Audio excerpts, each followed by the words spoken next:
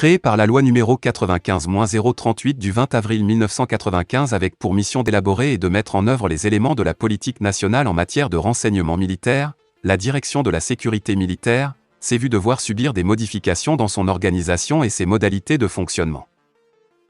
Ainsi en ont décidé les autorités de notre pays qui, lors de leur rencontre hebdomadaire du mercredi dernier, ont adopté un projet de décret devant permettre à la Direction de la sécurité militaire de mieux coordonner les activités de renseignement avec les forces armées et de sécurité ainsi que les corps paramilitaires et de répondre aux défis sécuritaires. Le projet de décret adopté au Conseil des ministres du 17 août sur le rapport du ministre de la Défense et des anciens combattants apporte des innovations parmi lesquelles on peut citer la mise en place de sous-directions chargées des ressources humaines, du renseignement militaire, de la contre-ingérence, de l'analyse documentation, des finances et logistique. La mise en place d'une structure en charge de la coopération avec les services étrangers dans le cadre d'un partenariat transsaharien de lutte contre le terrorisme, la création d'une école du renseignement assurant la pérennité de la fonction renseignement, la séparation des domaines du renseignement d'intérêt militaire et de la contre-ingérence.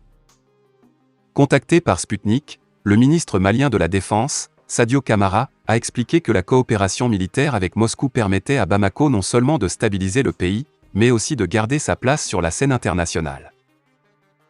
La coopération avec la Russie en matière de défense a permis au Mali d'engranger des résultats probants au bout de quelques mois seulement, a déclaré le ministre malien de la Défense, le colonel Sadio Camara, dans un entretien accordé à Sputnik. Selon l'officier, après quasiment une décennie de présence de forces internationales au Mali, l'insécurité, initialement concentrée au nord, s'est propagée au centre et vers le sud du pays, poussant les autorités de la transition à envisager une diversification du partenariat militaire. Cette diversification s'est traduite par l'acquisition de matériel majeur aérien et terrestre avec la Russie et la Chine ainsi que le soutien approprié pour leur maîtrise. Avec la Russie, nous avons engrangé des résultats probants au bout de quelques mois seulement. La Russie demeure un partenaire stratégique important depuis l'indépendance. Elle adhère à une politique de coopération militaire visant à préserver les intérêts du Mali, assure l'interlocuteur de l'agence. Un soutien constant et sincère, alors qu'à la fin de la guerre froide la coopération militaire russo-malienne avait décliné, la redynamisation actuelle de cette interaction intervient à un moment crucial de notre histoire, constate le ministre, saluant le soutien matériel, stratégique, constant et sincère des autorités de la Fédération de Russie, dans les domaines stratégiques.